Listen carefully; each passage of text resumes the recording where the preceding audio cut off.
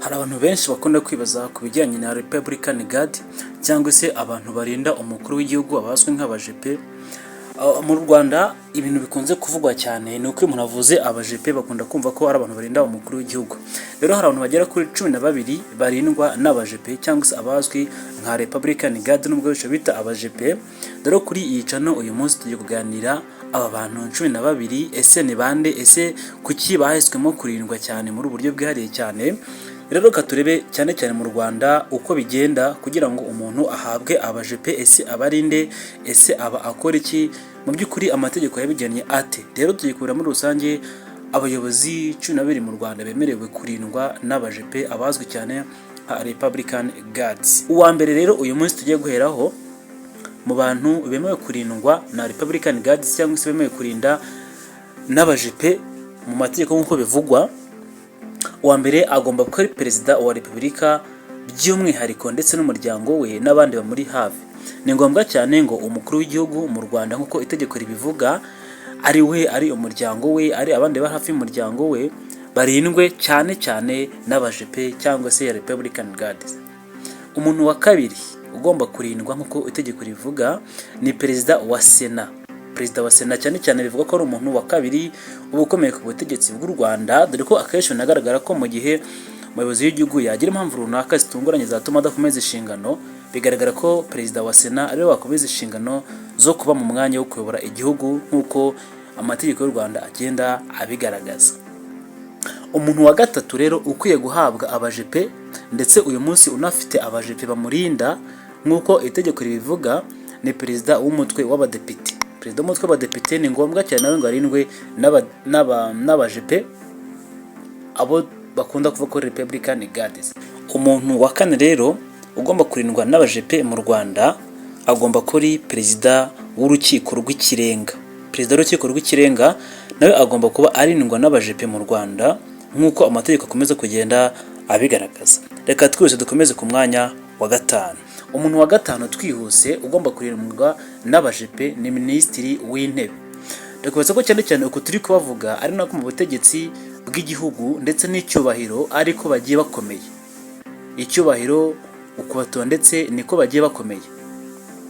Ni nako bahabwa amapeti ndetse n'abandi babarinda bashingiye ku cyubahiro bafite ndetse n'ububasha bahabwa mu gihugu, kuko abenshi bakunda kwibwira ko Minisitiri w'Intebe ari umuntu wa kabiri kuri nyakubahwa Perezida wa Repubulika, ariko muri rusange ugiye kura ku nshingano bafite cyane cyane wamukorera mu ngata mu gihe habaye impamvu runaka zatuma adakomeza inshingano nubwo atari ko benshi babyifuza, aba ari perezida wa Sena nk'uko amategeko abiteganya. Rero Minisitiri w'Intebe ni umuntu wa gatanu urindwa n'abajepe nk'uko itegeko ribivuga. Umuntu wa gatandatu ugomba kurindwa n'abajepe ninde? Umuntu wa gatandatu ugomba guhabwa abajepe ni abakuru b'ibihugu ndetse n'abaza guverinoma bo hanze bagendereye igihugu cy'u Rwanda. Bivuze ngo umushyitsi wese ugomba kuza mu Rwanda cyane cyane ari perezida wa Repubulika y'igihugu runaka cyangwa se ari umukuru wa guverinoma, ubwo ni minisitiri cyangwa se vice perezida n'abandi bari hafi aho ngaho muri iyo myanya hejuru cyane, gutyo ari umushyitsi mu Rwanda ako kanya kigera ku kibuga cy'indege agomba kuba yamaze guhabwa abajepe bamurinda kugira ngo umutekano we ukomeze kuba ucunzwe neza byihariye, atari abandi basirikare basanzwe. Agomba kuba ahabwa abantu bihariye cyane bakoze imyitozo yo kumurinda bitwa abajepe. Umuntu wa karindwi ugomba guhabwa abajepe cyangwa se ugomba kurindwa n'abajepe ni perezida watowe ariko utaratangira imirimo hamwe n'umuryango we wa hafi. Bivuze ngo perezida wa Repubulika agitorwa n'abaturage ku mugaragaro mu buryo bwemewe n'amategeko, nubwo yaba atararahira ngo ahabwe inshingano ndetse hanabihererekanya ububasha n'uwo asimbuye, ako kanya ikigo gishinzwe amatora kimukina gutangaza ko yatsinze agomba guhita ahabwa abajepe bamurinda kuko aba yamaze kuba perezida nubwo atarahabwa ibirango by'igihugu, ariko aba agomba guhita ahabwa abantu bamurinda. Umuntu wa munani ugomba kurindwa n'abajepe ninde? Perezida ucyuye igihe ndetse n'umuryango we n'abandi bantu bo hafi cyane. Bivuze ngo umuyobozi w'igihugu cyangwa se perezida wa Repubulika iyo asoje inshingano ze cyangwa se acyuye ikivi atakiri gukomeza inshingano bitewe n'impamvu runaka ariko ari muzima, agomba guhabwa abantu bamurinda babajepe ndetse n'abandi bo mu muryango we. Ngira ngo perezida wa Repubulika yakunze kubivuga Paul Kagame yuko nta muntu w'umuperezida ujya uba umuntu usanzwe, ngo akenshi ngo nubwo avuye muri izo nshingano zo kwitwa perezida, iyo titre yo kuba perezida arayigumana, ndetse naho agiye mu buzima bwo hirya mu zindi nshingano cyangwa se mu kandi kazi aba afite icyubahiro gikomeye cyane nk'icya perezida wa repubulika, anaba anitwa ko ari perezida. Umuntu wa cyenda ugomba guhabwa abajepe cyangwa se ugomba kurindwa na Republican Guards ni perezida wa Sena ucyuye igihe mu gihe kingana n'umwaka umwe. Perezida wa Sena utakiri mu nshingano cyangwa se ushoze inshingano agomba kumara umwaka nibura arindwa n'abajepe. Ntabwo tuhatinda. Umuntu wa 10 ugomba kurindwa n'abajepe ni perezida w'umutwe w'abadepite ucyuye igihe nibura mu gihe kingana n'umwaka umwe acyuye igihe atakiri muri izi nshingano. Ni ngombwa ngo mu gihe nawe avuye muri izi nshingano ahabwe abadepite, ahabwe abantu bamurinda nibura mu gihe cy'umwaka umwe. Umuntu wa 11 rinde ugomba kurindwa n'abajepe perezida w'urukiko rw'ikirenga ucyuye igihe mu gihe kingana n'umwaka umwe. Uyu nawe ugomba kurindwa n'abajepe byanze bikunze. Umuntu wundi ugomba kurindwa n'abajepe nindi 12 minisitiri w'intebe ucyuye igihe mu gihe kingana n'umwaka umwe, nawe agomba kurindwa n'abajepe. 13 wa nyuma dusorezaho, undi muntu wese cyangwa se ahantu hagenwa n'umugaba mukuru w'ingabo z'u Rwanda, hagenwa n'umugaba mukuru w'ingabo z'u Rwanda, ubwo ashobora kuba ari umuminisitiri, ashobora kuba ari umusirikare ukomeye mu gihugu bitewe n'inshingano runaka cyangwa se n'ibikorwa yakoreye igihugu, ashobora kuba ari umuntu w'umwambasaderi, umugaba mukuru w'ingabo z'u Rwanda. Niba yagenwe ko umuntu ahabwa abajepe arabigena, bivuze ngo mu bandi batatangajwe bagomba kubahabwa mu kwitegeko ribivuga, abe itegeko rihamya neza mu buryo bugaragara ni abangaba 12.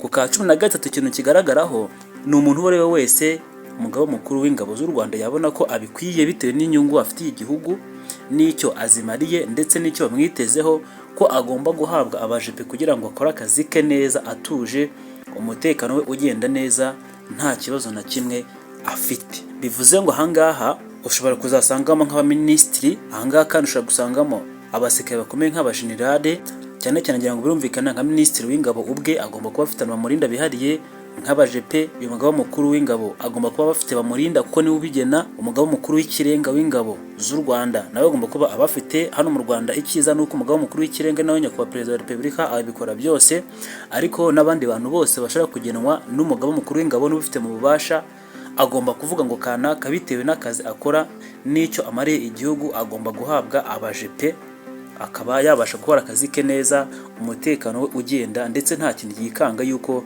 hatuma amabanga y'igihugu amenwa cyangwa se akazi gapfa bitewe n'uko umutekano we utizewe.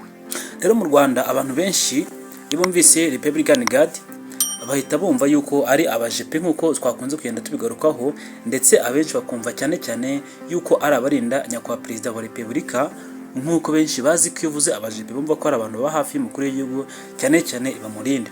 Gusa ariko aka kazi aba basirikare bakora kaba ari akazi k'indashyikirwa cyane, ndetse gasobanurwa kandi n'iteka rya perezida mu buryo bugaragara kandi busobanutse cyane.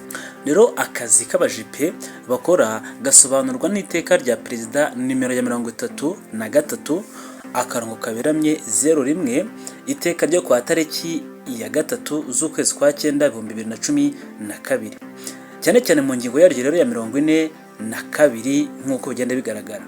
Iri tegeko risobanura neza yuko akazi kose abajepe bakora, cyane cyane mu busanzwe abajepe cyangwa se abitwa Republican Guards, ngo ni brigade yihariye cyane mu ngabo z'u Rwanda, cyane cyane ishinzwe kurinda abayobozi bagiye batandukanye mu Rwanda nk'uko tugiye kugenda tubigarukaho kuri iyi channel yacu. Rero hari abantu bagera kuri 12 mu Rwanda bemewe kurindwa n'abajepe mu kazi kabo ka buri munsi, nk'uko ngiye kwikurebera ahangaha kuri iyi channel yacu yitwa Ajab TV Show Rwanda. Nge nitwa Marashi, mwese nabahaye ikaze. Rero nge nitwa Ajab Marashi, ahangaha uri ni kuri channel yitwa Ajab TV Show Rwanda. Imana ikomeze kubarinda mwese, turabakunda cyane. God bless. Ajab TV Show Rwanda.